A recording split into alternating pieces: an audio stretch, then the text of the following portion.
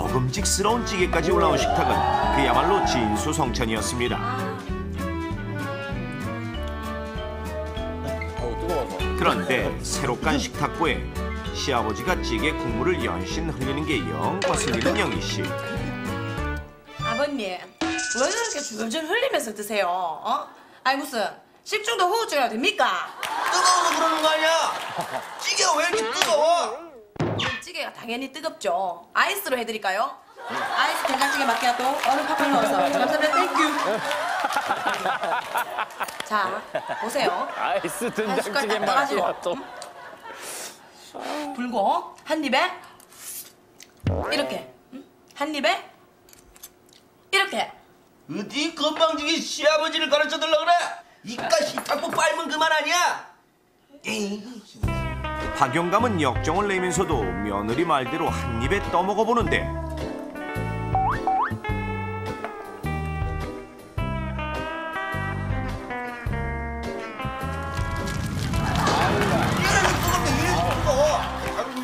아버님, 그냥 줄줄 흘리면서 드세요. 내일 시장 가가지고 턱받이라도 하나 사서 받쳐드려야 되겠네. 뜨거운 찌개 국물 때문에 목이 따끔거렸지만 곧바로 찬물을 마시니 이내 괜찮아지는 듯 했습니다. 그렇게 시끌벅적하게 식사를 한 박영감네 식구들. 그런데 얼마 뒤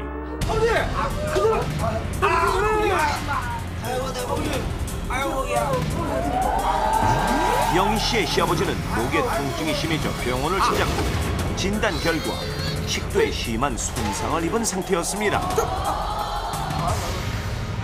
그가 이렇게 된 이유는 박영감이 이것저것 음식을 먹던 중 어떤 사소한 잘못을 저질렀기 때문인데, 자, 그렇다면 식도에 손상을 입은 박영감의 실수는 과연 무엇일까요? 자, 그렇습니다. 식도에 손상을 입었어요. 네. 여러 가지 음식을 드셨는데 뭐 때문일까요? 근데 영상 보자마자 우리 조우정 아나운서는 너무 쉽다고. 예. 저는 감이 안 오거든요, 지금. 저도요. 전 맨 마지막에 할게요, 제가. 그런데. 다 갔다 오시면 이제 제가 그때 정리하는 걸로. 뭐지? 제가 봤을 때 이게 주제가 일단 공포의 며느리이기 때문에 네. 며느리가 한 행동 중에 잘못된 게 있을 거란 말이에요. 근데 저는 네. 답이 딱 하나밖에 안 보이는데 여러 가지 얘가 보이시는 거예요? 너무 많이 보여요. 지금 한 네 가지 보였잖아요. 딱 하나 딱 네. 보여요, 저도. 저 한 3가지. 하나 딱 보이는 거 말씀 한번 해주세요. 한번 해봐요. 딱 하나. 아니, 근데 너무 잘 보여서 함정 같은데? 아니요. 그게 답일 때도 많아요. 답일 그래요? 때도 많아요. 뜨거운 물이나 뭐 뜨거운 커피 같은 거 드셨을 때 식토가 타들어간다 뭐 그런 말 많이 하시잖아요. 그래서 제가 봤을 때는 그 된장찌개 뜨거운 거를 그냥 삼키셔서 식도에 무리가 가지 않았나 싶어서 정말 그거로 생각합니다. 뜨거운 된장찌개 국물을 너무 한꺼번에 많이 삼켰기 때문에 정답을 확인하죠. 시원하게. 잘 맞아. 사람 기분 좋게 만든 거 있잖아요. 네. 저는 또 맞춰도 돼, 2연타. 그럼요. 추석 특집인데. 그럴까요? 저는 문제가 생선에 있다고 생각합니다. 며느리가 그 남편에게 뼈를 발라줬잖아요, 가시랑. 예. 사실 뼈와 가시는 아이들과 나이 드신 분들에게 발려줘야 돼요. 네. 사실 가시를 발려드리려면 시아버지에게 발려드렸어야 돼요. 그렇죠. 저희 동참하면 안 됩니까? 아니, 동참해도 돼요. 자, 그러면 정답은 생선뼈를 하실 거예요? 정답은 생선뼈, 가시에 맞습니다. 네. 걸렸기 그래서? 때문에. 좋습니다. 확인합니다. 일리가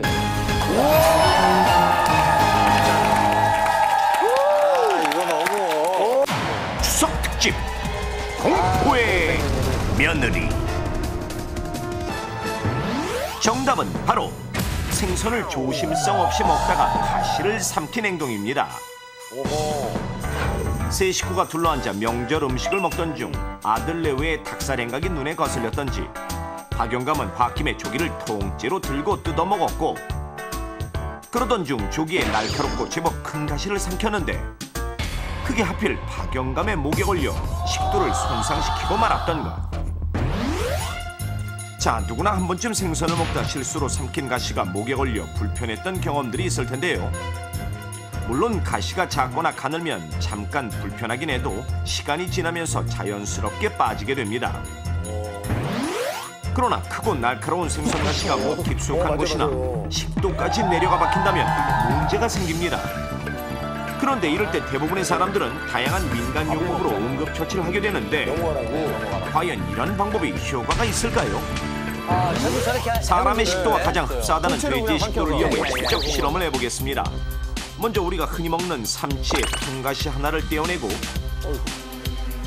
이것으로 돼지의 식도를 찔러보니 자, 보시는 것처럼 너무나 쉽게 박혀 들어가는 가시. 만일 실제로 이런 가시를 삼켜서 목에 걸렸다면 어떨까요? 이럴 때 널리 알려진 민간 요법들로 가시를 제거할 수 있을지 실험해 보겠습니다. 그럼 실제 상황을 가정해 돼지의 식도 안쪽에 가시가 박혀 있도록 했는데 먼저 첫 번째 민간 요법인 참기름을 이용해 가시가 미끄러져 빠지는지 살펴보지만 참기름만 식도벽을 타고 흐를 뿐 가시는 그 자리에서 꿈쩍도 하지 않습니다. 다음은 식초. 과연 식초의 산성에 생선 가시가 녹을까요? 하지만 오히려 식도벽만 상할 뿐 이번에도 역시 가시는 빠지지 않습니다. 자, 그럼 날달걀은 어떨까요? 하지만 이 방법 역시 효과 제로. 마지막으로 가장 흔히 통용되는 방법, 즉 밥을 한 덩이 크게 뭉쳐 식도에 밀어넣고 인위적으로 힘을 가해 밥이 내려갈 수 있도록 했습니다.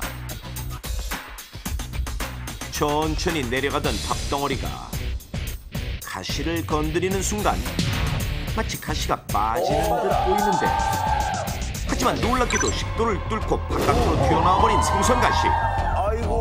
내시경으로 확인해보니 빠진 것처럼 보였던 가시가 여전히 박혀 있습니다. 즉 밥이 억지로 가시를 눌러 오히려 식도에 구멍을 내고 만 것. 상처도 커지네.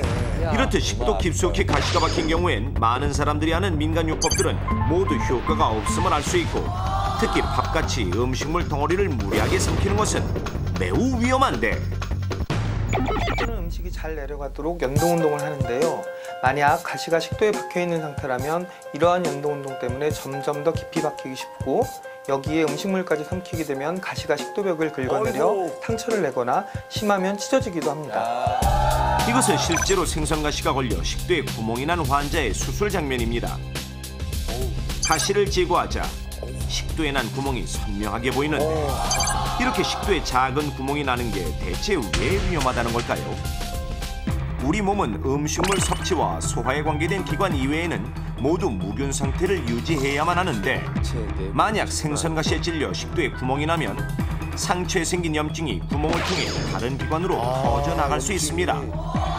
특히 식도는 폐, 심장과 인접해 있고 대동맥 등 중요한 혈관에 둘러싸여 있어 염증이 혈관을 타고 급속하게 퍼질 수 있는 것입니다.